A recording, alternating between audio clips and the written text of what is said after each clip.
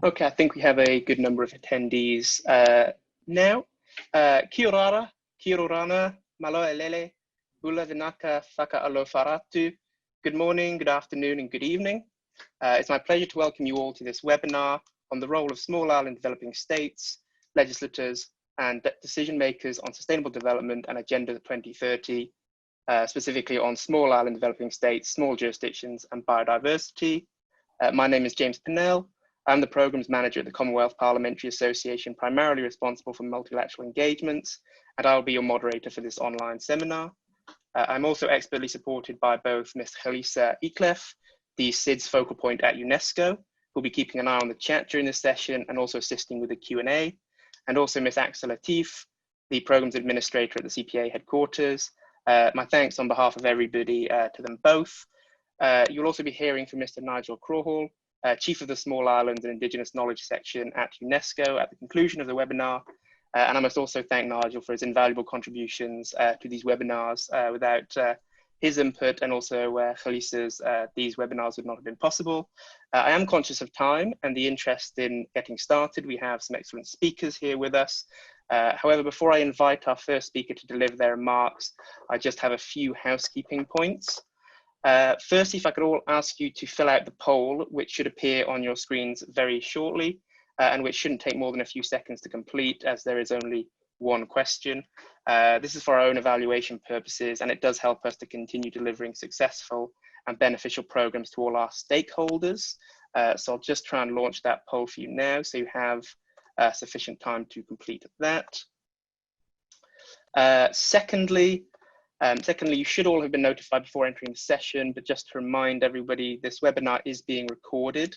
However, it's not being live streamed. So if you have any objections to the recordings, please do let us know, and we'll do what we can about that. All those attending this webinar, unfortunately, don't have the ability to unmute or turn your own cameras on. However, you will have this ability during the Q&A period, should you be called on to speak. Following the presentations will be when we have the question and answer session. So if you would like to pose a question to the panel, please raise your virtual hand, which you should see on your screens following the end of all of the presentations. Alternatively, you can write your question in the chat should you wish. And again, if you'd like to remain anonymous, please include that in your question. If you do want to speak when asking your question, please make sure your questions are questions and are no longer than 10 to 15 seconds. Should you wish to share information from your own jurisdiction or organisation or talk at length about the successes you've had, please do send us that information. We'll be happy to distribute it to the panelists and other participants should you wish. We really want to keep this conversation moving quite fast. I'm sure there's a lot of people who'd like to speak. Finally, please feel free to chat with the other attendees using the chat function. That's what it's there for. And if you have any technical issues, you can also communicate that to ourselves through the chat function, and we'll aim to help you in any way that we can, whether that's technical or otherwise. It now gives me great pleasure to introduce Dr. Peggy Oti-Boateng, Director of the Division for Science Policy and Capacity Building at UNESCO, to deliver some opening remarks. Dr. Oti-Boateng, the microphone is yours. Much, Fanel. Good evening, Excellencies. Honorable Nikki Rattle, Chairperson of the CPA Small Branches Network and Speaker of Parliament of Cook Islands. Honorable Jacqueline, MP, New Zealand Opposition Spokesperson for the Conservation and member of the Environment Committee. Ms. Ana Maria Hernandez, Chair of the Intergovernmental Platform on Biodiversity and Ecosystems Services. Distinguished experts from the SIDS, Professor Randy Thaman, Kate Brown. Good evening to all of you.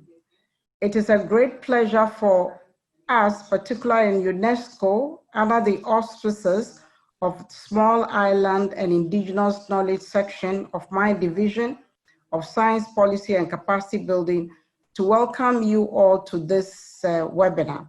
Some of us, it's almost midnight, and I appreciate your presence.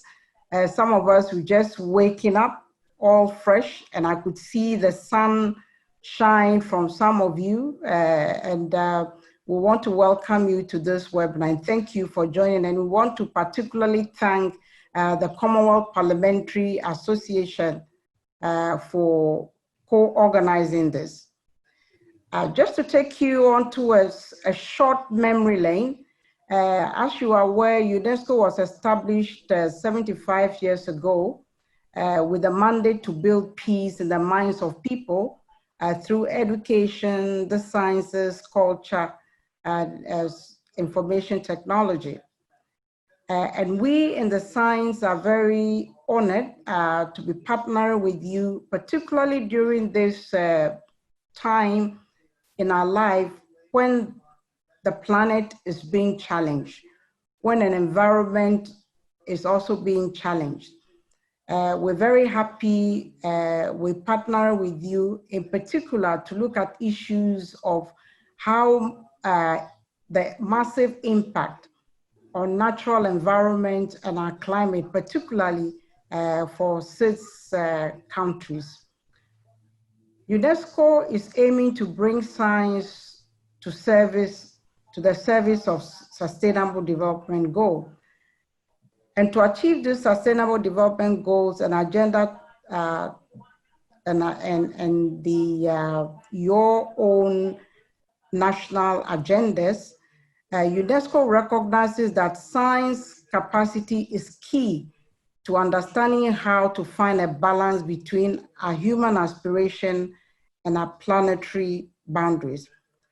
This is dramatically evident in small island developing states, and I can identify with it because I worked with the small islands in the Indian Ocean, so I can identify with the issues of small islands.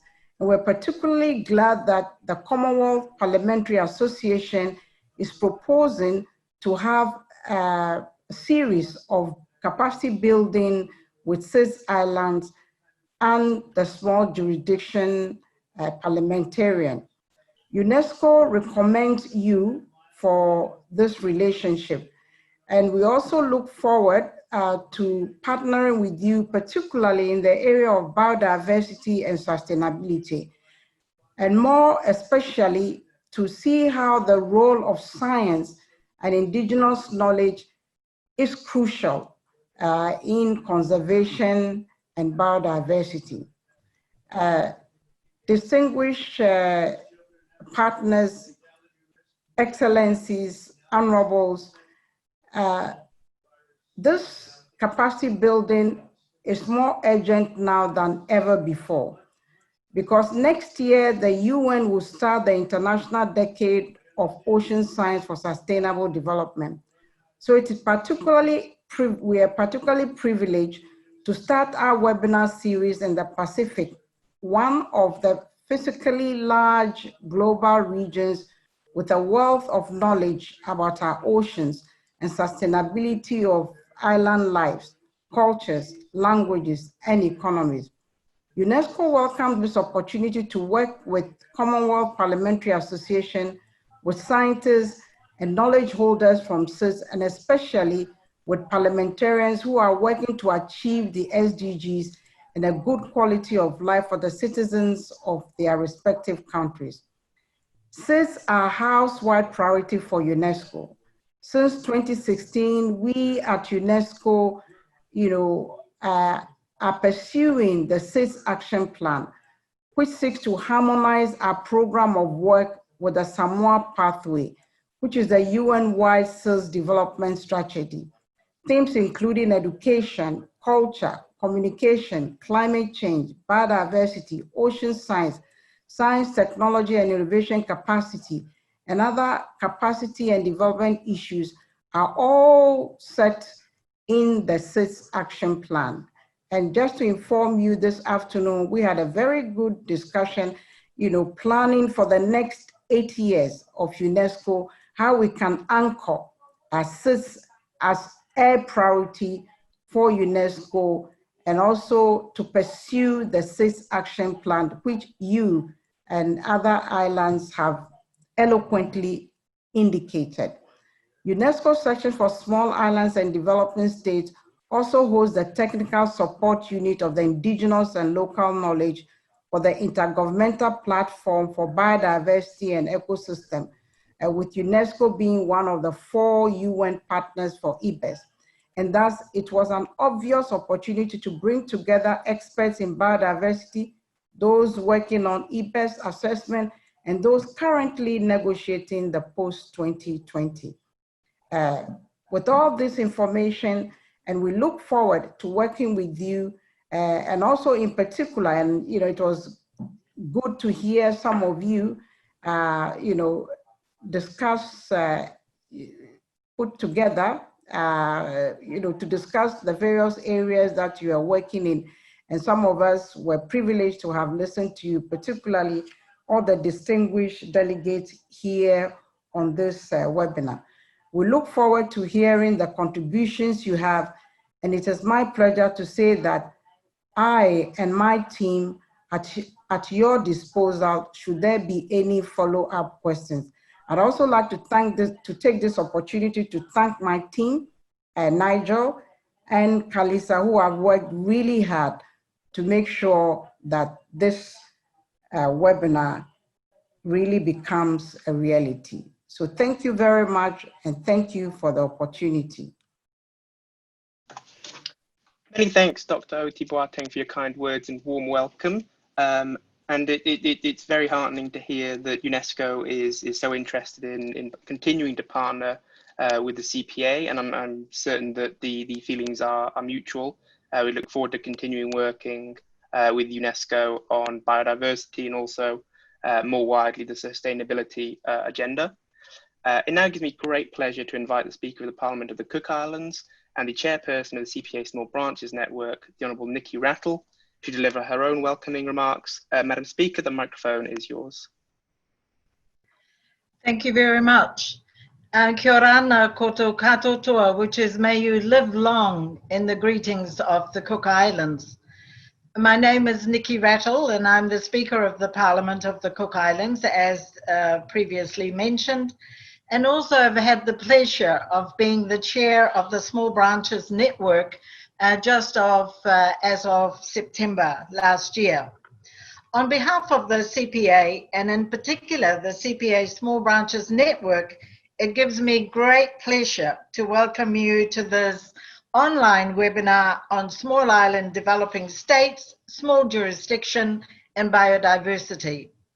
It also gives me great pleasure to recognize and thank the support, expertise, and commitment of UNESCO in helping to organize and execute this webinar. In particular, I want to acknowledge the contributions of UNESCO's section for small islands and Indigenous knowledge, as without their contributions, this webinar would not have been possible.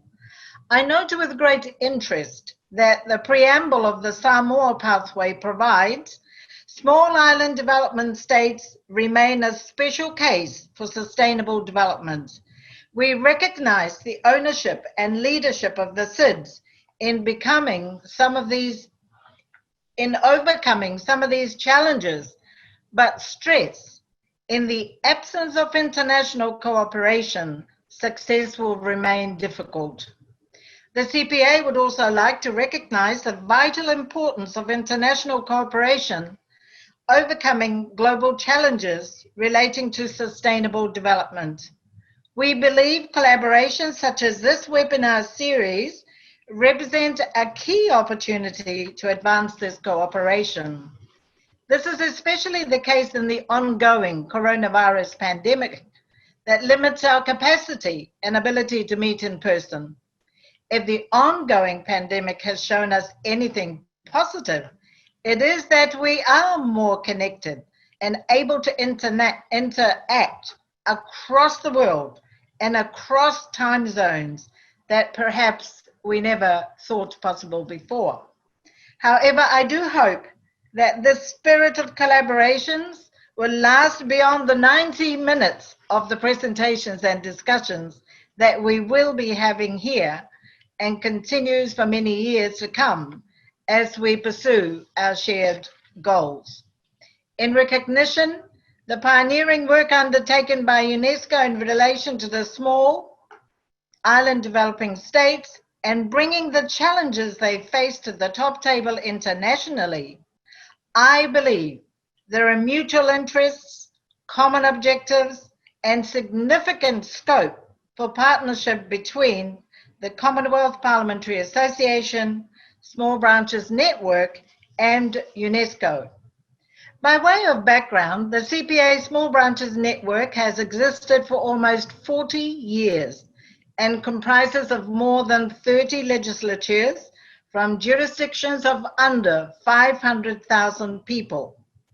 The network's membership is not only made up of national parliaments, but also uniquely includes legislatures from the state, territorial, provincial, and otherwise sub-national level. For example, this includes the little island of Niue, their Niue Assembly, which only consists of 20 members, representing a population of only 1,600 people. At the CPA, we place as much importance on the view and perspectives of Niue Assembly and its members as we do to our largest branches. We believe this provides a unique character and voice our organization, and it is one of which we are extremely proud. Furthermore, the Small Branches Network aims to help our members to identify their achievements, strategically assess the challenges they encounter, build alliances, and take action across the Commonwealth and beyond. As previously highlighted, sustainable development is one of the challenges, but also one of the opportunities encountered by a number of our members, whether they are small island developing states or not.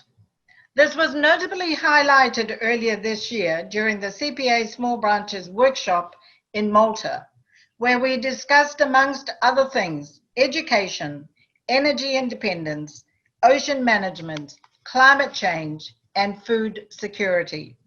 It was during these discussions that our commitment to sustainable development was reiterated and reconfirmed. It is for this reason that I am so pleased to join you all for this webinar on SIDS, small jurisdictions and biodiversity. I am particularly happy to note the commitment of these webinars to building parliamentarian skills in multilateral agreements and global instruments, whilst also recognizing the role of the legislative branch of government vis-a-vis international commitments through the biodiversity lens. I wish to thank the esteemed speakers who have joined us here today, including representatives from the United Nations, the IPBES platform, the Global Island Partnership, and the academic sphere. I have every confidence that we will learn and take away an enormous amount from each of your presentations, which will help us not only to better understand the role we have to play in the sustainable development agenda, but also to enrich and better the lives of our constituents, peers, colleagues, family, and friends. Lastly, it only remains for me to say, Meta ki ma'ata, which means thank you very much, and I look forward to a fruitful discussion. Sincerest thanks, Madam Speaker, for your generous words and for joining us at this webinar, and thanks again to Dr. Oti Boateng. I'm now very pleased to pass over to the first of our session speakers. Ms. Ana Maria Hernandez Salga is the chair of the Intergovernmental Science Policy Platform on Biodiversity and Ecosystem Services, and will be speaking about science policy advice on biodiversity to inform Pacific parliamentarians. Ms. Hernandez, the microphone is yours. Well, thank you very much, and I am really glad to be with you this afternoon in Colombia, and of course in the different time zones that you are right now. I want to first, I want to recognize that the biodiversity is the main base for living, and the survival of humankind depends on health of our environment, as you know. And at our global assessment, we found, oh, thank you very much. Yes, there is the presentation. And in our global assessment, we found that more than 1 million species poses a risk of extinction, as you know, and islands are unique and are fragile ecosystems with high value for life on this planet. So, first of all, the small island states and territories are highly engaged in global conservation efforts. That's what you need to do that, and all the community, the international community needs to support you, and you're a very, very important group of countries. There is an urgent need to strengthen this contribution of science, of the great science and knowledge that you have, not only because of the academic research, but also because of the practices that come from your indigenous peoples and local communities. So I want to talk to you about IPBES, the Intergovernmental Platform on Biodiversity and Ecosystem Services, which is a space where the science and the decision making comes together, and in this exercise of interface. So if you please put the next slide. Thank you. So we are, yes, we are intergovernmental. Today we are 137 country members, and our objective is to provide policy relevant knowledge on biodiversity and ecosystem services. We are a new body. We were created in 2012 in Panama, and our secretariat is hosted by the government of Germany, but of course is the UN environment who give us the support in the secretariat. So the IPBES has 4 functions. If you put the next slide, please. Well, it's organized as an intergovernmental body. If you are familiar with, for example, IPCC, we are more or less like the Intergovernmental Panel on Climate Change. We have a plenary that is the decision-making body and is comprised by the governments, but we have to support all that decision-making. We have a bureau members and the multidisciplinary expert panel. There are 25 experts around the world that guides our assessments. And we have expert groups and task forces. The main reason of our existence is to provide advice on science, good information on science, and determine what are the gaps on information for decision making. If you please put thank you, the next slide. The 4 functions of IPBES are precisely based on this objective: provide good advice for decision making.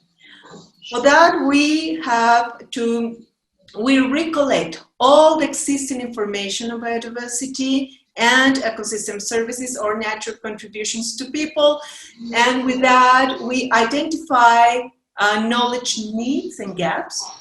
And also our members or other organizations such as the Convention on Biological Diversity, climate change, the sub-regional organizations like yours,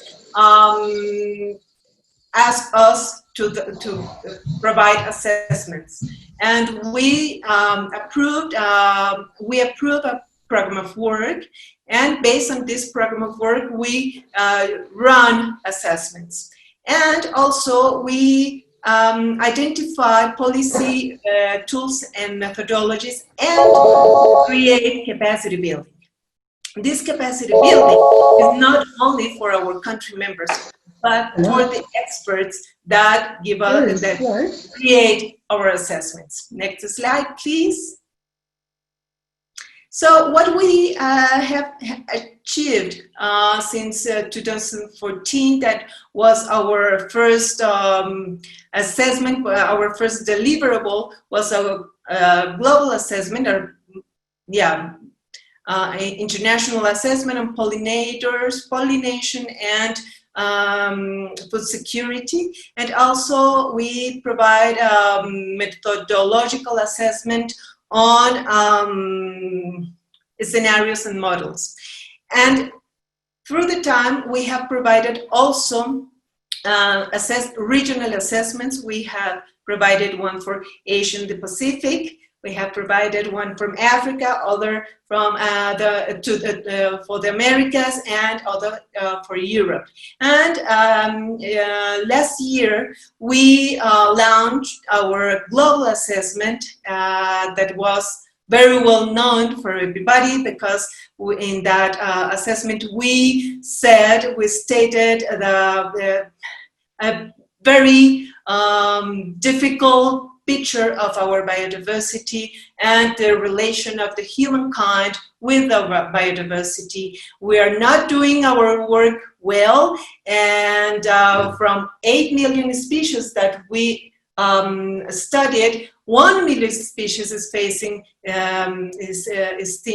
extinction right now. So with this call, next slide please, thank you. We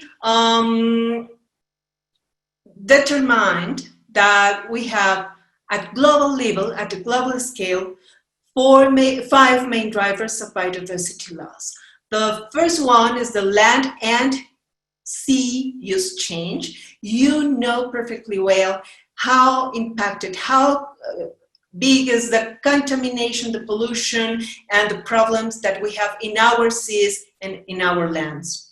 Also, the direct exploitation and overexploitation of our resources, not only from land, but also from the sea. Climate change that is hitting very hard to our natural ecosystems. Pollution, of course, and invasive alien species that are, well, you know more than others how danger and how difficult it is to manage alien invasive species. But those direct drivers are because of something. We are not inventing the drivers, and the drivers appears from nowhere. No, appears because we have behaviors, we have values, we have systems at our social cycles that generates that drivers. And that's what we call indirect drivers of biodiversity loss. More or less, we have economic problems, we have institutional and governance problems, we have conflicts, we have the demographic pressures, and with that pressures, we are also tending to transform the ecosystems and the biodiversity. So what can we do with that? If the biodiversity is this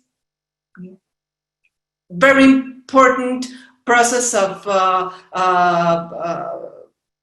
deterioration, and if we are losing our biodiversity, it means that we are losing our capacity of survival. The human being cannot survive without biodiversity, without the ecosystem services. If we don't have healthy biodiversities, we are not going to have nature solutions, solutions coming from nature. So we have to understand that. So if you can change the slide, please. Okay, thank you. So we, at the global scale, said okay, we cannot do more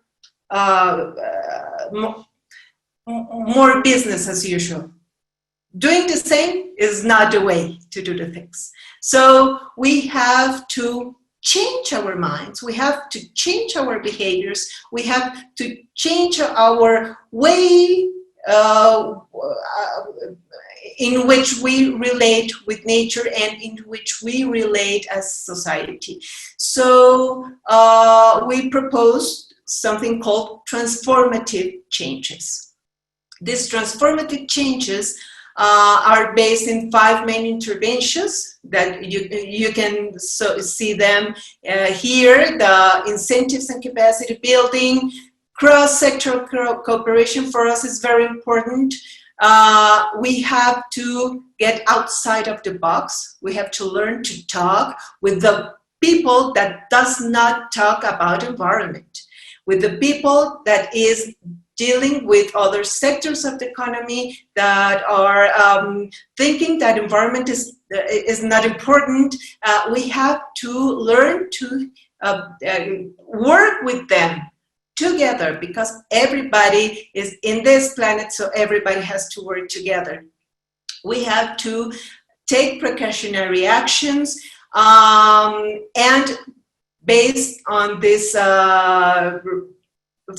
we have to understand that decision-making processes are for resilient ecological systems. We are not in the, we have to try to avoid this thinking, this structural thinking about nothing can do if I don't have all the science information right now.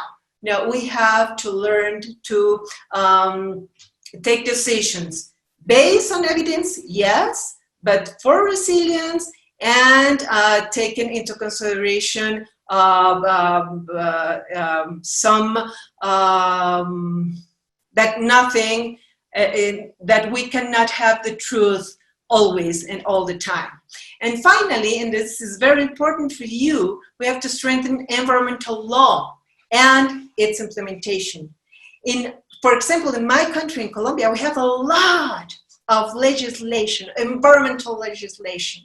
But other thing is that if we have the ability to implement the good environmental legislation, and I know that the parliaments have a good duty and you want to do good things.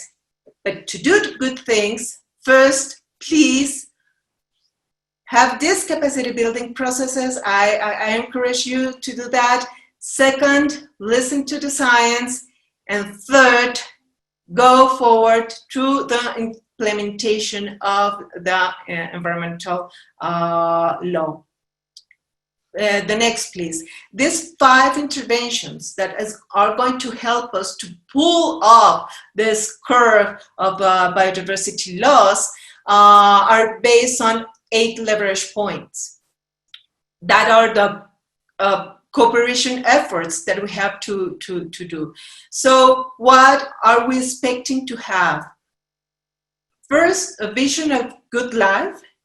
Visions, because are with S, we don't have one vision of good life. Maybe one of the problems of the economic systems worldwide is we are trying to standardize one vision or one way to do things. We are diversity. We are not only biodiversity, but we are cultural diversity, social diversity, and of course, the good life, the good quality of life is very different in each territory. We have to learn to reduce the consumption and waste. We have to address inequalities. We have to include justice systems and conservation. Well, to do a lot of things that, if you can see, are not directly related to the conservation as we know in our universities, is not related to scientific activities, is not related to sustainability, is related to our behaviors as peoples. So thank you. So with that, I want to close telling you that it's fantastic for me, this opportunity to talk to you and to invite you to work with your communities, to work with the people inside the island states and territories towards this transformative change. Thank you very much. Many thanks, Ms. Hernandez, for a very powerful and very informative presentation. I think the idea of not just change, but transformative change is really interesting. And I particularly like where you said it's not just about biodiversity, you also have cultural and social diversity, and also, I guess, what you could call a diversity of experiences. So thank you so much for your presentation. We were due to hear from Professor Taman, but unfortunately he's not been able to join us just yet, as far as I can see.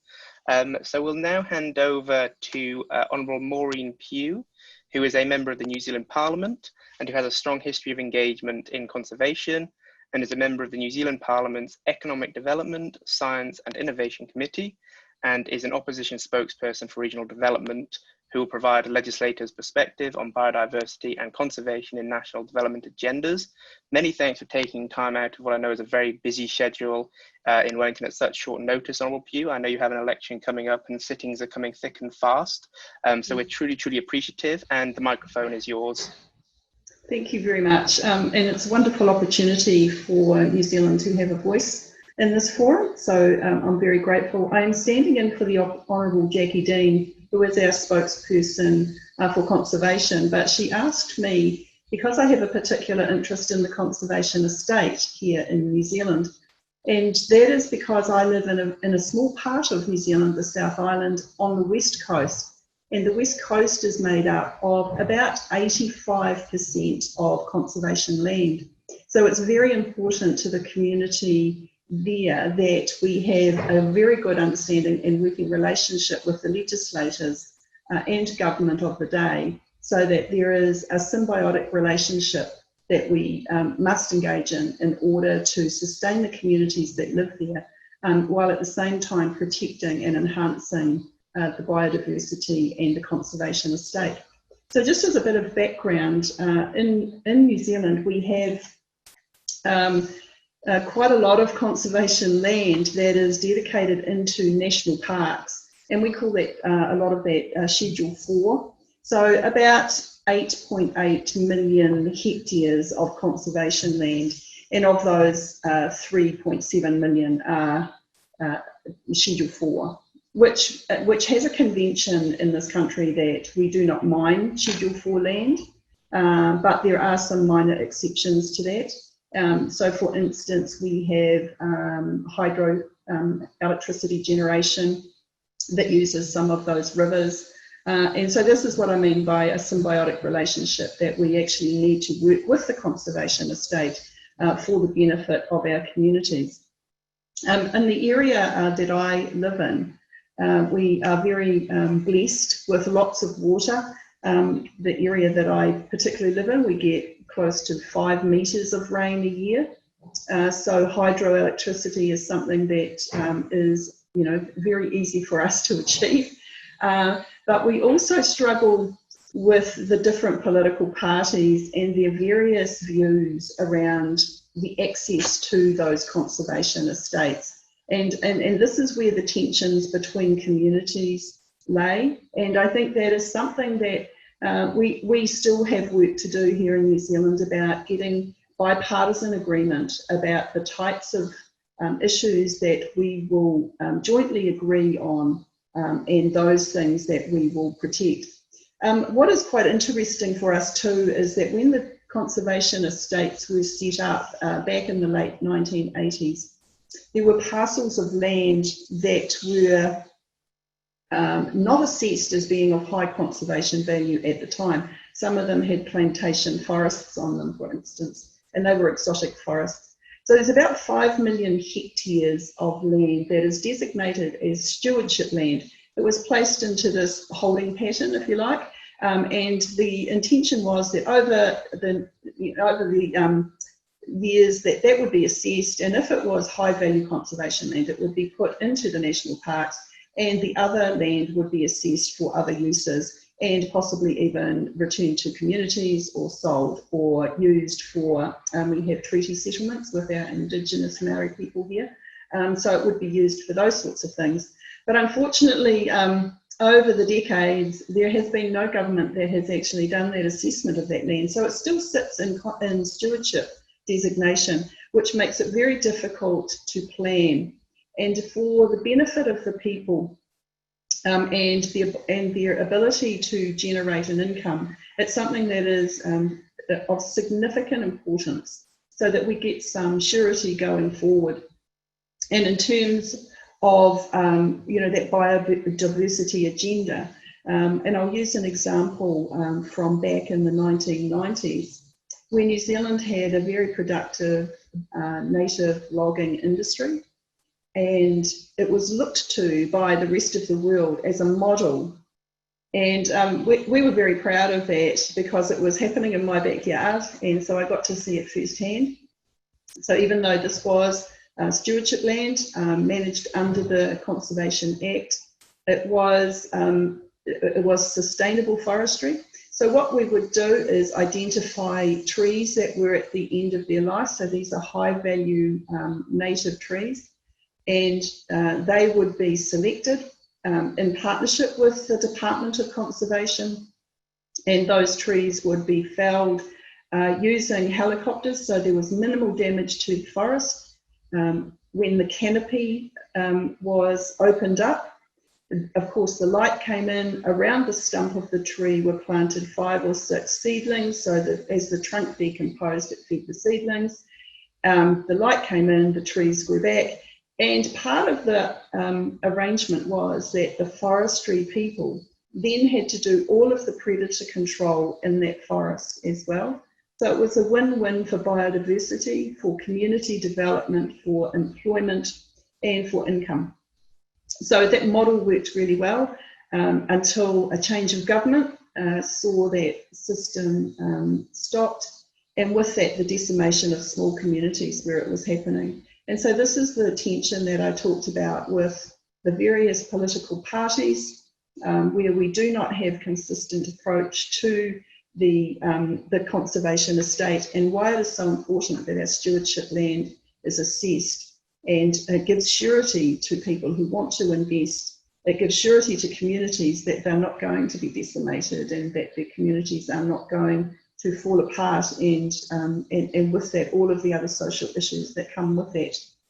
So in terms of New Zealand's wider picture and the conservation estate, we have a very proud record of legislative change that has come about in order to protect our conservation values, including our marine environment. And you may be aware that the Kermadec Islands was the world's largest marine reserve that was being proposed. It is stalled, and we are very hopeful that it will be completed because the Kermadec Islands is a really valuable part of the migration process for whales, and so that ecosystem around those islands is particularly important as a stopping point for the whales on their way to Antarctica.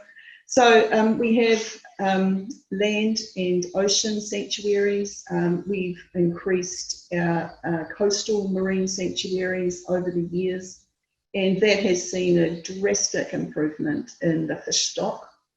And with that, then it means that our recreational and commercial fishermen have also got increased stocks outside of those reserves as well, as they become feeder stock to the ocean. So, I'm not going to reel off all of the acts and pieces of legislation that have been passed, but simply to say that until we have consistent and agreement across political parties, it is going to be still one of those issues that challenges us, and it certainly challenges communities. And for another example, under some legislative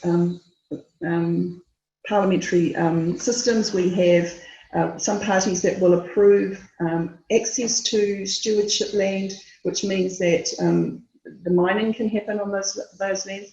In my backyard, we have very high value gold reserves and rare earth minerals, but the access to those is now restricted, whereas under a different regime, access was permitted on a case-by-case basis, and the biodiversity, the conservation values were assessed as part of any application, but it also generated income, and that in turn preserved communities and enabled those communities to thrive. But also in this post-COVID world, we are now challenged with creating an income internally, because New Zealand is an export nation, and with the border controls that we've got, tourism has been our biggest income earner in this country, and that is now completely at a standstill. And so we need to look to ways of sustaining our communities in the interim until the COVID epidemic is either under control or we have a vaccine that enables our borders to open. We're very proud of our response to COVID here in this country, but it is having huge economic impact, and the access to some of our conservation estates so that we can sustain our communities is going to be vital going forward. And these lands are particularly rich in minerals, and as a consequence of having to work so closely with the conservation estate, our miners have developed extremely effective native transfer processes that completely restores the land behind the mining operation as they move through the land, virtually unnoticeable at the end of their operation. So there is room for both of these enterprises to work together: conservation, mining, hydroelectricity, native logging, our marine sanctuaries. We certainly are very blessed in this country with our biodiversity and our conservation values, but humans have a part to play in it as well. And I thank you all very much for the opportunity of being here today. Many thanks, Honourable Member, for a really interesting insight into some of the best practices in New Zealand. It was really fascinating to hear, and it's always good to hear of hectares of protected land being in the millions. I think that's always good, and also Schedule 4 land as an example of best practice, and also at the end there, this sort of holistic view of a positive sum game, how all of these things can be achieved. So that's, thank you so much for an excellent presentation. I know that you're very busy, so you're more than welcome to go to your next meeting. I know things are very busy in Wellington right now. Thank you. Our next expert speaker is Miss Kate Brown, the Executive Director at the Global Island Partnership, who will share some insights on Pacific preparedness for the post-2020 Global Biodiversity Framework and biodiversity beyond national jurisdiction. Miss Brown, the microphone is yours.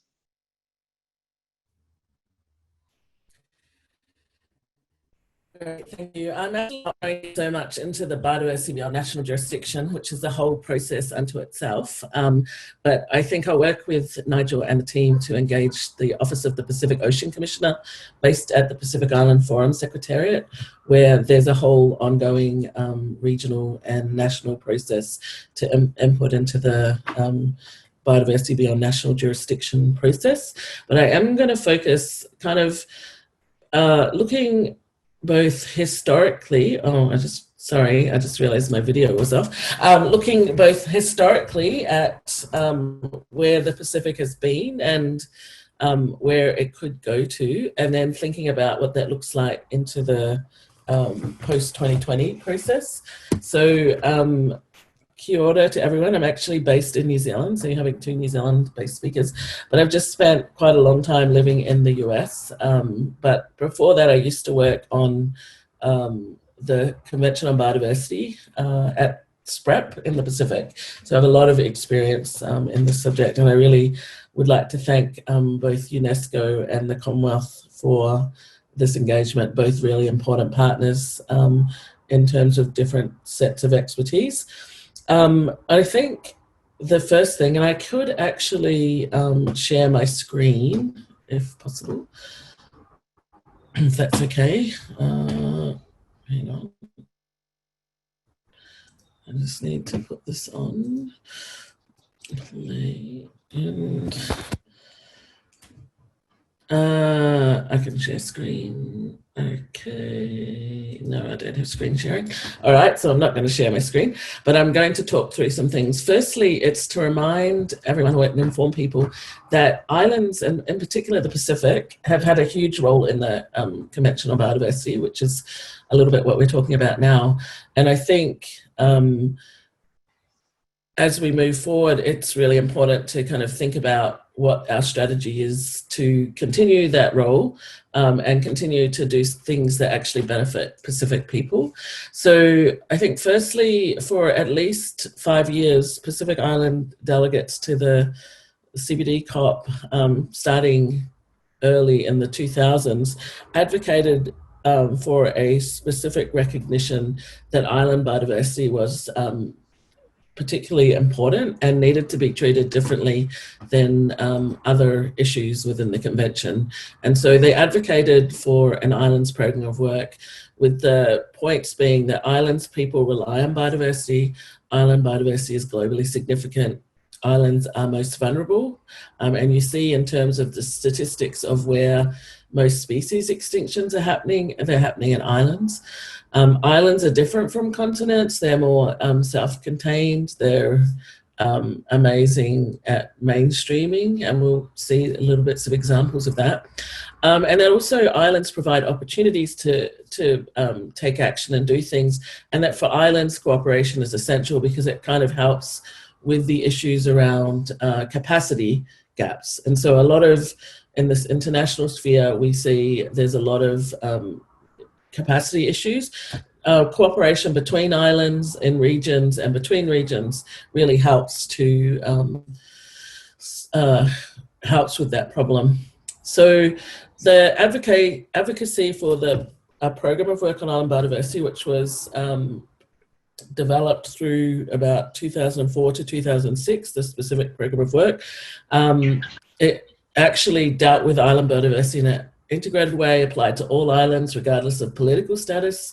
So subnational islands, islands like SIDS, island countries like New Zealand, they were all part of this, and it actually created a place for... Oh, hi Randy. Hey, look, I'm sorry. I've tried and I sent Craig a thing. I'm finally on it. I'm sorry. I'm hopeless on these computers. Yeah, I did make that point to someone. But I'm just talking about the program of work, which Randy was involved in back in a long time ago. But so I think the program of work, it also helped to create new political and ecological connections and partners. And the partnership that I work for, the Global Island Partnership, actually comes out of this program of work that islands fought for in the convention. The reason I'm talking about this is that with the shift to the the new global biodiversity framework, there's potential for the specific attention and focus of islands and island biodiversity to actually decrease if we don't try to do something about that. And just to remind us also, if we think about it, so we're now kind of talking very regional, international, but SIDS are about 39 of the parties of the convention out of 196 parties.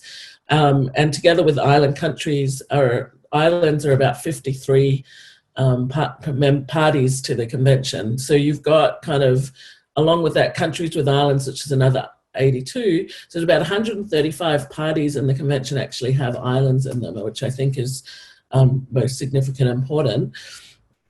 Back on the program of work on island biodiversity, regardless of all what's in it, its detail, etc., which I think is really significant and was developed over, as I said, years with very strong input from Pacific Island negotiators, the program of work actually created a space for islands in the convention. And I think I would like to go back to something that the speaker, Speaker Rattle, talked about from the Samoa Pathway, which is in the preamble. It says that SIDS remain a special case for sustainable development.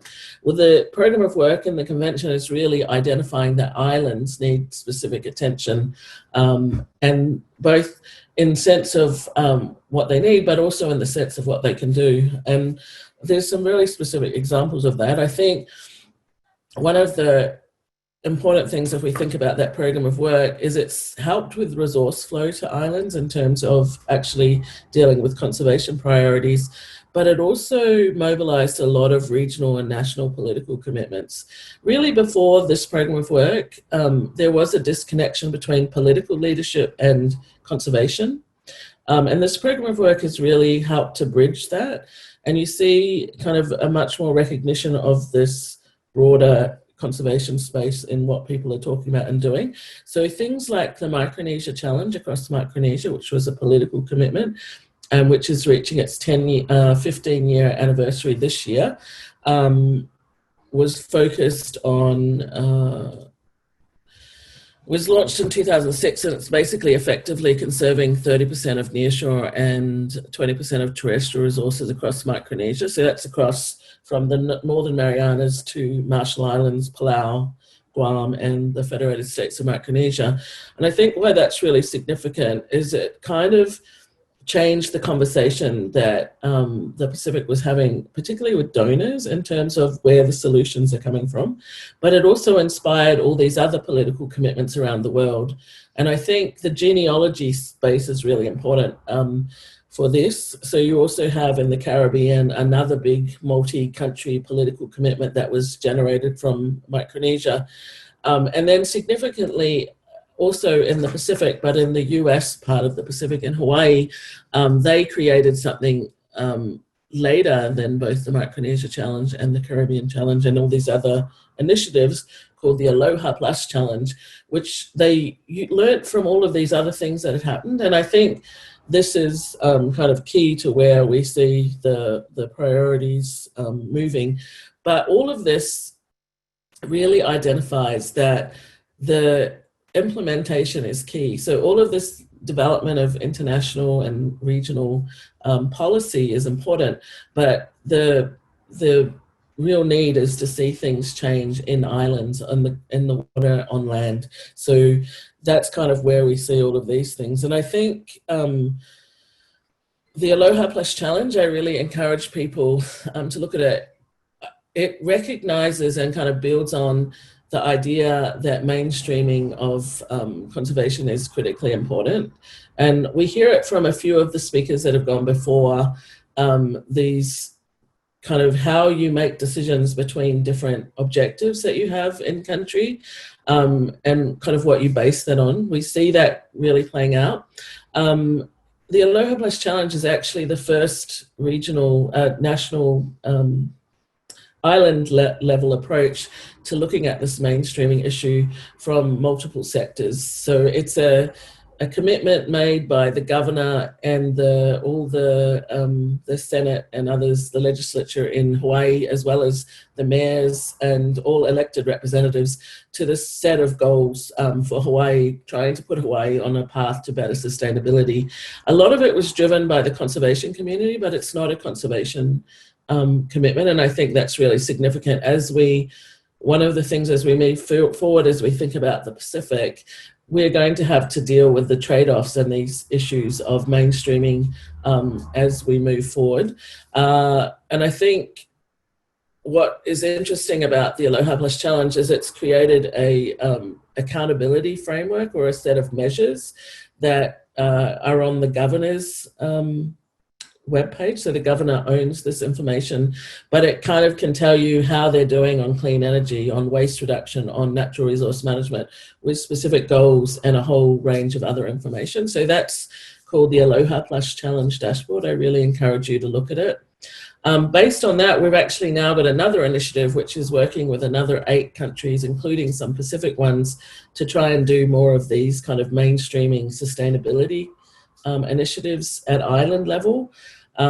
Really learning from all of these other things, but kind of circling back into the Pacific, I think you know, we're now quite a long way down the thing, but there's a real realization that there is both a climate crisis and a biodiversity crisis. And, you know, regardless of all these efforts, they continue to sort of trend in the wrong direction. So we know that we're going to have to do something about it. And I think the real challenge in an international process is how we reflect Pacific aspirations and Pacific possibilities in those processes. And I think, you know, that's why it's really critical for the Pacific to be involved in things like IPBES, or the Pacific to send its best negotiators to the processes that are discussing these things at the international level, and at the same time demonstrate real progress and implementation at the island level, which is, I think, a really important space for legislatures. And then always the issue of how to deal with the resourcing issues and capacity issues. There actually is a lot of resources mobilized as a result of these international processes. There still is a limitation in the ability of islands, in particular small islands, to access those resources for a whole range of reasons. And so there is a mismatch between capacity of resourcing capacity and the resources that are actually out there, more than there is in terms of not having resources. So I think it's really important as the Pacific moves forward to think about how is it going to actually address that resourcing kind of disconnection. But I think it's really important also to think about how, what the strategy is for the region. I think one of the reasons why the program of work on island biodiversity was really strong is that we had a really clear strategy of what we wanted to achieve, and we really focused. I think one of the problems for island parties as we look at the Convention on Biodiversity is it's extremely diverse set of topics, and you can kind of get into lots of those. The thing is, what are the critical issues that an islands need to deal with? And I think Randy may touch on some of these because he was actually our keynote speaker when we were working on this process. And the second thing is really making sure that the people representing the region are able to do that consistently, and they're well supported and well resourced to do that. And we see organizations like SPREP are trying to work together with other regional organizations to do that. I think that strategy and whatever is going up into the international level, it needs to come from the Pacific itself, not kind of from the international level down. And this is where things like the Sustainable Development Goals, like IPBES and these other things actually can be really helpful to that process. But my kind of closing messages, so I could talk about kind of what the issues for Pacific SIDS around invasive species, around some of these other issues and threats.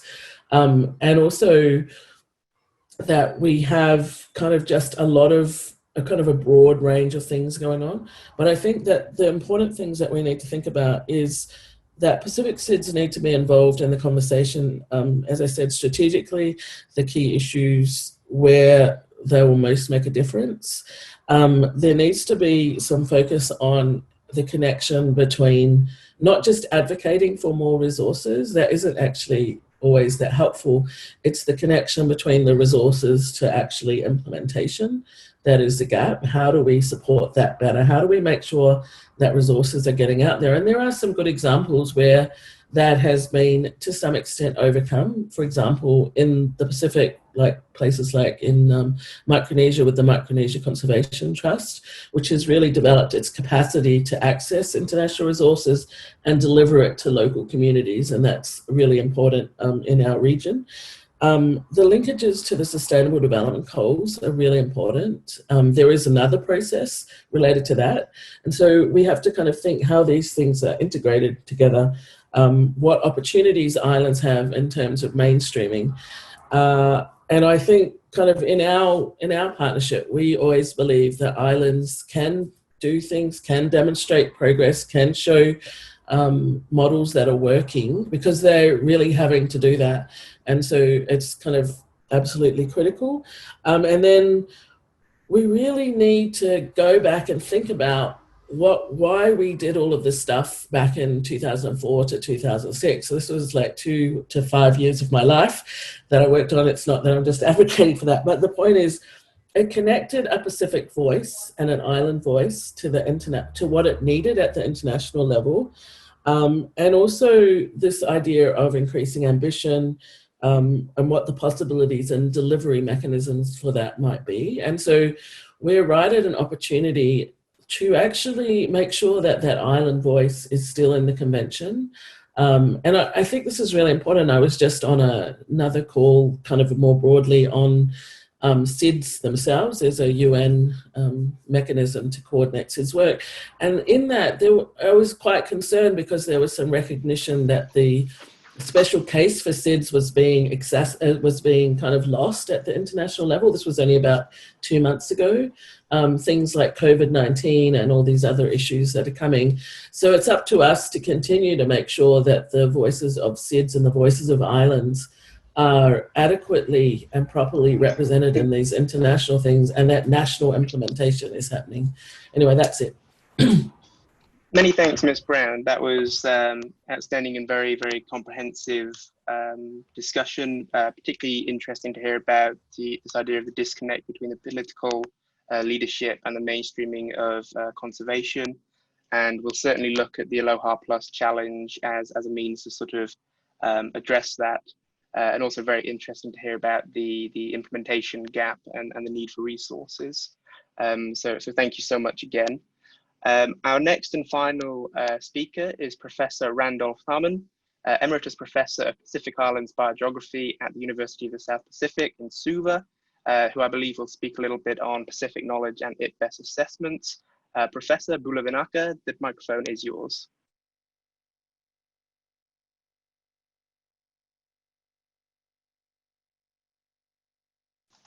I believe you are still muted, Professor. Okay, I just unmuted. You obviously muted me when I said hello to Kate. That's good. No, I thank you very much, and I apologize for being so hopeless in getting on here. But I think Kate has covered a lot of ground that I think is really important. Some of the things that I agree is that we need to strengthen the case for islands. And I think the reason we need to strengthen case for islands, two kind of parallel issues. One, I think we need to go beyond climate change and accept that sea level rise and climate change, whatever they're talking about, are affecting islands, and they would be the most affected by sea level change, and that we need to put on the back burner arguing about what are the reasons for that. And what we need to do is to move on to, I would say, 4 main pillars that affect islands more than others. And the first is biodiversity conservation, in other words, and that's where IPBES comes in, because they're looking at the conservation, sustainable use of biodiversity and ecosystem services. And I like the way IPBES brings those two together, because you're looking at both the individual biodiversity, but then you're looking at what are the services, cultural and all the other services. And I think that needs to be, as we push forward working with local communities and islands, we need to translate those into local languages so they realize how important they are. Because I think that at least I can only speak for the Pacific Islands, but I think that even when I was in Barbados and places like that, is a lot of the local village people know these processes. They may have a different name for them. And so it's really protecting the biodiversity. The second issue would be invasive alien species and diseases, and the coronavirus has brought that even more into the center. That is the second major threat. The third threat is pollution and waste management. And if we put that in as the threat, we're really addressing the threat that's leading to sea level rise. And as a number of, and I tried to mention in that paper that I sent to you, is that there's no argument that we've got to stop carbon pollution. But the main reason for stopping carbon pollution and I think I sent you the reference to that, is that in China alone, it's killing 1.25 million people a year, and it's probably killing more per capita in Indonesia, Pakistan, Bangladesh, where they have not controlled carbon pollution from cooking. That's not to say that carbon emission is not a greenhouse gas. It's I guess it's called PM 0.25, 25 microns. I sent you the reference to that, but the bottom line is that in China alone this year, it's going to kill many, many more people than coronavirus.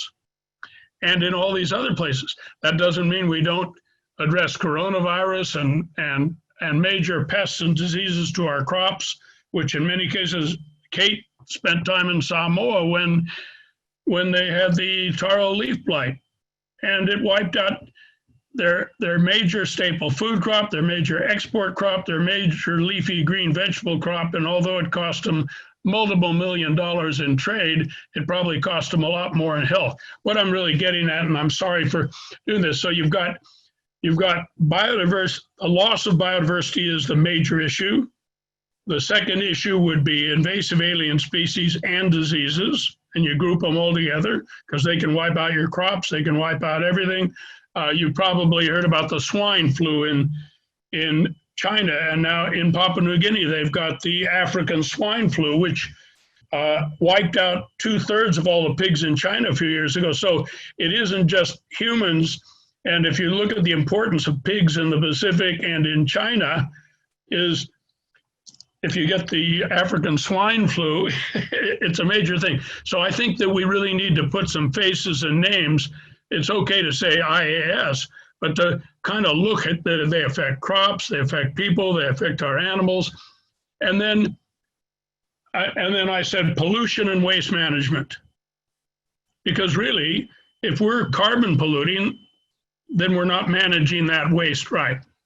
And so it can be tied in. And then other issues such as fuelless stoves and better, less polluting ways of cooking and things which we've been dealing with for 40 years. Every 10 years, you get a new program on someone who's trying to help women do smokeless stoves so the women aren't suffering more online. So you've got the loss of biodiversity, pollution, waste management, IAS, and then the fourth is the protection and enrichment of Indigenous and local knowledge. And as IPBES said, and a key point in their entire underpinning their thing, which is, I think, more important with Pacific Islands than many areas, and that is we must build synergies between ILK, Indigenous and local knowledge, and MSK, modern scientific knowledge. Because of changing wants and desires and increasing environmental issues and climate change, whatever you want to call it. I mean, the problem I have with climate change, the other thing is, if you wanted to add a fourth category, it would be extreme weather and sea level events, or extreme weather and tidal events, because that deals with everything from tsunamis to storm waves and things like that. And so the issue then isn't worried about whether it's blamed on carbon dioxide or anything like that, or whether it's blamed on sunspots. We don't worry about it, but we realize that island people suffer disproportionately because they have such large percentage of coastal areas to that. So I would add, you've got 5 main pillars. You've got the biodiversity conservation, do that, invasive alien species, pollution and waste management, and then you've got, as we just said, you've got to have the management and building resilience to extreme weather and tidal events. That way we don't have to, you go to some of these meetings and people are talking about climate change and they're actually talking about tsunamis. So by grouping it that way, I think we focus on the issue that island people can deal with. And then, as I said, I really, really like what IPBES, and this was something that made them very, very different than the Climate Change Convention, which the Climate Change Convention later adopted. And that is because biodiversity conservation and even pollution control or invasive alien species, a lot of that has to be done at the community level. And the only people can do it, I mean, and this is why I was going to ask about Kate, is maybe for islands and for traditional communities, we need to redefine mainstreaming rather than just thinking about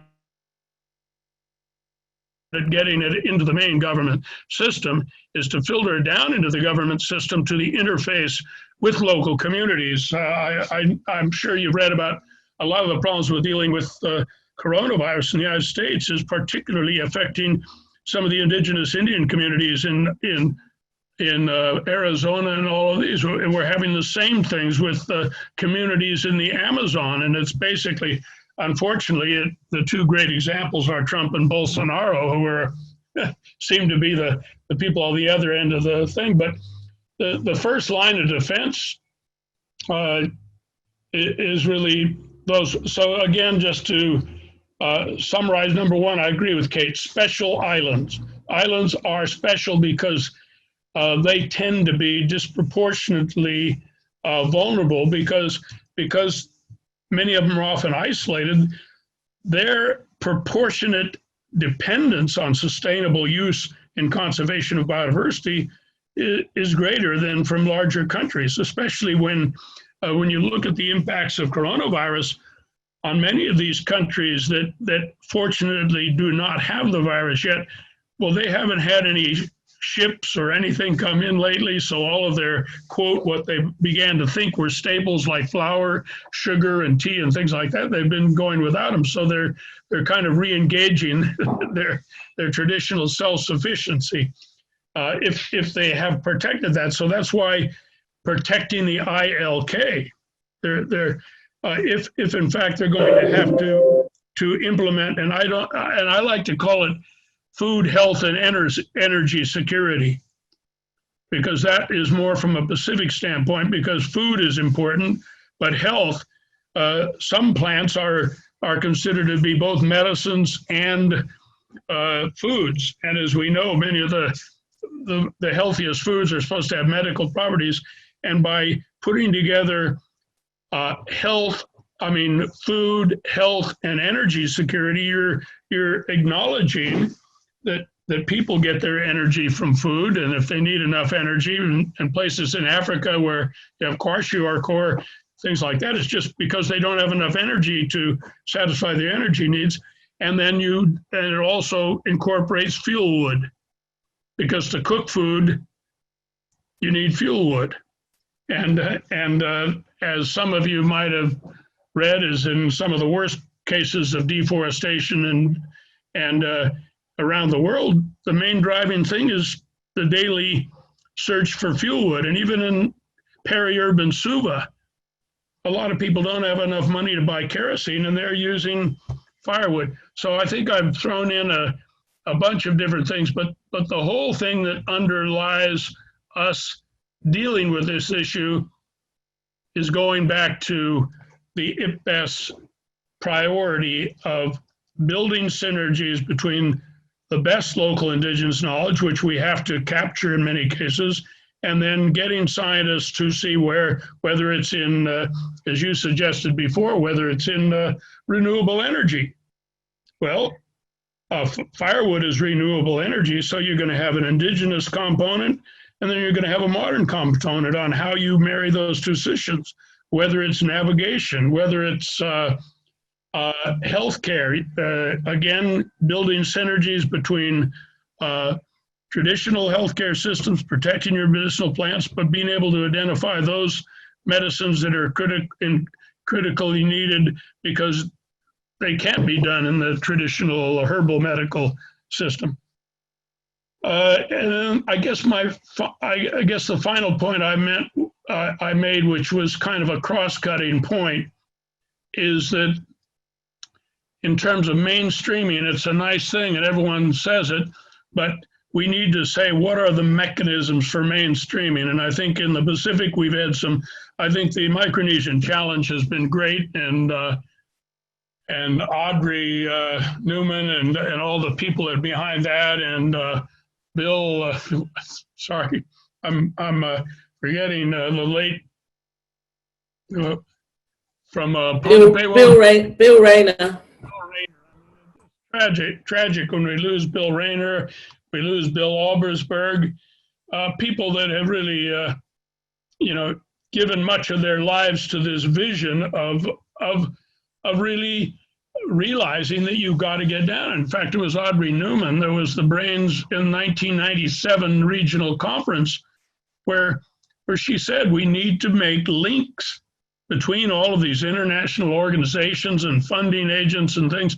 And as Kate said, yeah, there's funds there if you have people to help them get it.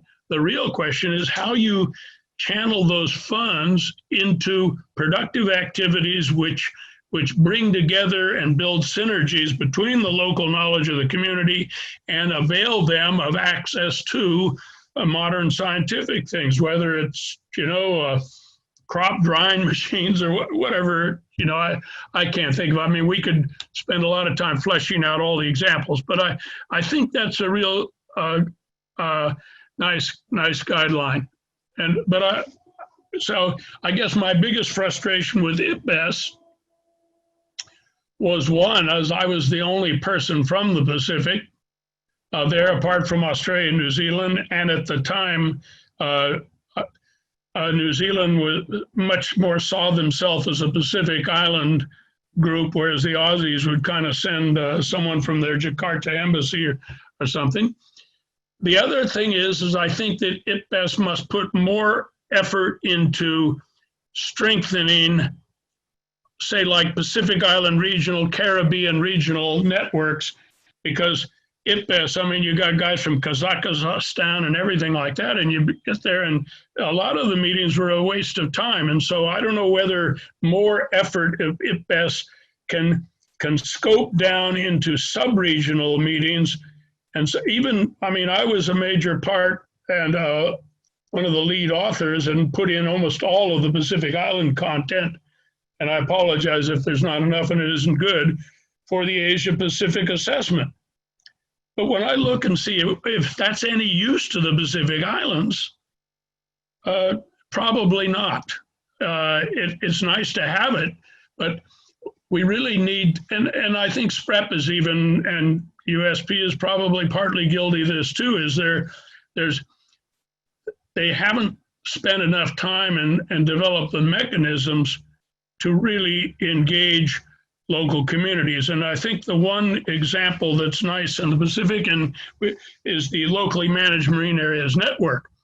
Because what they did is they basically engaged local government, local village leaders, people like that, and then fisheries kind of joined as an afterthought and took credit and went and got all the prizes, when in fact it was really the NGOs and the local community leaders that made it work, because they realized, at the coalface, what they needed to do to promote a sustainable fishery. And I guess the final point I would mention in terms of biodiversity conservation, and Kate knows I've always said this, part of the problem of the international community is they are often driven by Red Book considerations and protecting endemic species or species they consider to be globally threatened. Whereas if you go to an atoll like Kiribati or Tuvalu or the Marshall Islands, they do not have one single endemic plant. But of their, let's just say they have on a small atoll like Aotearoa, they may have 48 indigenous plants. They may have another 200 recently introduced plants, which they have incorporated into their pharmacopoeia and their food systems and everything like that.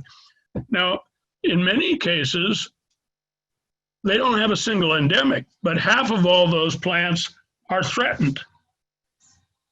And they need some kind of conservation. And so as we're developing our plans, and I've been working with Tuvalu and a lot, is we basically did all our surveys, and we basically went and for each island had two groups of men and women, and we asked them questions like, what are your 15 most important small offshore and onshore finfish, and why? And what are 5 small finfish which are rare or in short supply or have disappeared and are unsustainable? Why and what can you do about it? And so we developed a whole profile for crustaceans, for shellfish, for finfish, for medicinal plants, dyes and handicrafts, and to find out what they felt was threatened.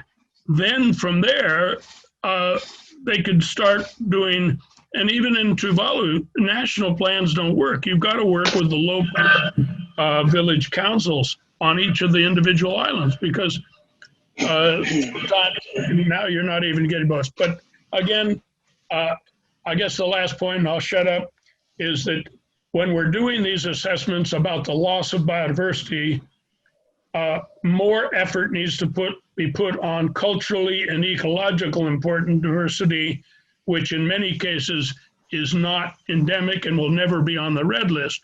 But if we had a local blue-green list or a red list for local communities, so what in order to protect biodiversity, we've got to work with local communities. So each individual island community will develop their own priority list of red list or anything like that. And for atolls, not a single one of them would be on the regular red list, but some of them may have disappeared within the memory of even the younger generation. Amen. A woman. Thank you very much, Professor, for a very energetic, wide-ranging, but nonetheless very informative presentation.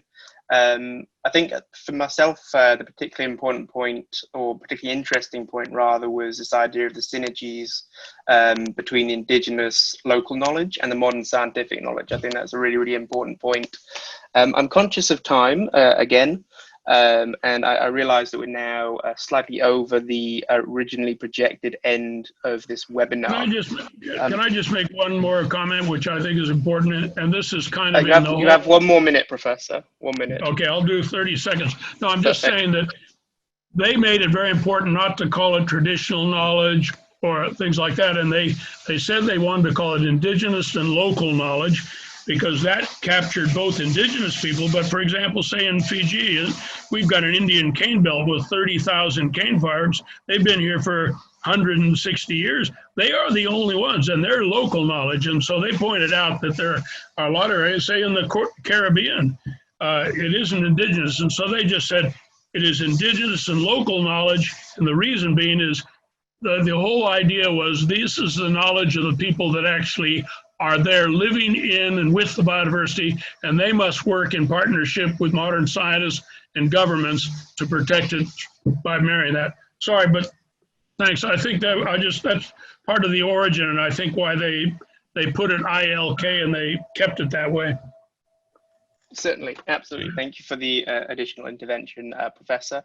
As I said, I'm conscious of time, and we are now 4 minutes over. I think it was an hour and 34 minutes well spent. We do have a scheduled Q&A session. I would maybe invite just one question from the participants, if there is one. The chat has certainly been very engaged, very lively. So certainly a lot of people have a lot to say. So if there are any questions from participants, I think we'll take one and maybe invite the speakers in turn to maybe provide some feedback if and where possible. Just whilst they're maybe formulating a question, Nigel, I wonder if, as people may be thinking of questions, you could give some of your closing remarks. I should firstly point out that Clement Yao Malalap, who was due to give a presentation, has unfortunately not been able to join us for very, very good reasons. So it's unfortunate that we weren't able to hear from him, but I believe the other presentations we heard did cover a number of points he was due to make, which is great to hear and to see. So hopefully we didn't miss out too much on that front. So Nigel, I'll now give you the microphone. Thank you. Can you hear me okay? That's working? Yeah. Okay, excellent. So first of all, thank you to the speakers. That was absolutely extraordinary and very exciting. And you know that our section is responsible for small islands and indigenous knowledge within UNESCO, within the natural sciences sector. So what a rich feast of content today. And we, as you know, in Paris, we've stayed up a little bit extra to make it easier for the Pacific Islanders to be part of this webinar. We set it at your time schedule rather than ours. And that's an honor and a pleasure for us to do. I think from UNESCO's side, in listening to all this content, and also in our interactions with CPA, parliamentarians are so critical in this process. And Anna Marie said that very clearly at the beginning, is, you know, when it gets to national budget decisions, when it gets to trade-offs, when it tries to figure out what is your national development strategy, you have farmers, private sector, tourism, you know, all these things happening at one time in your economy. But if the foundation is not there, if the natural system is not robust, resilient, and protected, you're going to pay for that. It's going to catch you. And we now know that this is also expressed through zoonotic diseases and other types of invasive aliens and problems that are really causing extreme stress for some of the islands. So we would like to particularly thank CPA for putting this event together. And the Honorable Nikki Rattle has really given an excellent overview about this whole idea of parliamentarians understanding policy, parliamentarians understanding the high-level international debates, but also understanding what that means for national decision-making. We've covered a lot of ground. We have been hugely impressed by the way that SIDS have organized themselves within the UN Convention, the Framework Convention on Climate Change. If you talk about climate change, you talk about SIDS. And there's been, you know, really spectacular presentations in my own career, watching Tuvalu and Kiribati and others, Cook Islands, give really superb presentations. In biodiversity, it's not looking the same. And when you go into the biodiversity negotiations, it's a big effort for SIDS to be there. It costs a lot of money. People are overstretched with their requirements. And you heard that Professor Taman, he ended up as the only Pacific SIDS scientist within the Asia Pacific assessment. And that's a big challenge to us. I should also say that Fiji is the only country within the Pacific of the SIDS that's actually a member of the IPBES process. So we think that this dialogue raises some questions for Pacific parliamentarians. What is it that is important for you? So if biodiversity is important, if food security is important, and it takes us into other areas of fresh water, coastal management, agricultural sustainability, and self-determination, the whole challenge of pollinators, we learned a lot in other dialogues from our Caribbean colleagues about every time a hurricane hits the island, what is the impact on the pollinators? So trying to build up natural resilience as the underlying framework of national economic development, and looking at what is the marriage between the Sustainable Development Goals and the absolute necessity of having biodiversity and successful ecosystems. We've mostly talked about terrestrial related issues that have come up a lot, but we've also touched on the marine issues. We didn't get really into the biodiversity beyond national jurisdiction negotiations. Clement is actually the representative of Micronesia in those negotiations in New York, and that is equally important. And the Pacific Islanders are very major players in trying to talk to us around high seas conservation and coming to international agreements. We're in the biodiversity super year. There are a number of IPBES assessments that are ongoing right now, including invasive alien species, which is so critical for the SIDS, but also, as Anna Maria is talking about, the transformative change, the nexus. These are all assessments coming up. It would be really exciting to see national governments nominate scientists from your islands to be part of those processes. And so we think that that is a great opportunity. The richness, Randy, Kate, you've been superb at covering the whole gamut of the complexity of the actual issues on the islands, from fisheries to agricultural sustainability. We can get into wetlands, we can get into mangroves, there's a coral reef conservation. So I think we are really keen to hear from Pacific parliamentarians, and UNESCO remains at your disposal at any time. UNESCO is represented in your countries through our national commissions. And today we're talking about biodiversity. There are other areas of our work. Peggy is the great expert in science, technology, and innovations, and the role of engineering in sustainable development. There's other areas of knowledge management.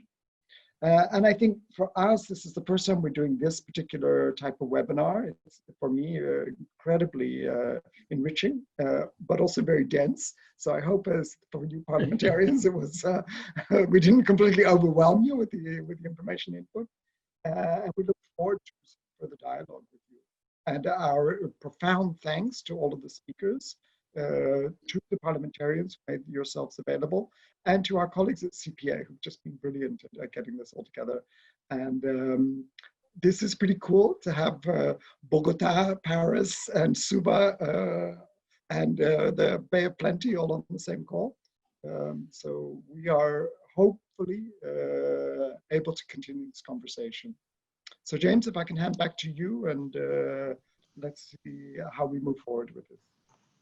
Absolutely. Thank you so much, Nigel. And yeah, absolutely. I think, as Madam Speaker, the Honourable Nikki Rattle said, the collaboration and the shared interests go beyond just this webinar, and the conversations will certainly continue.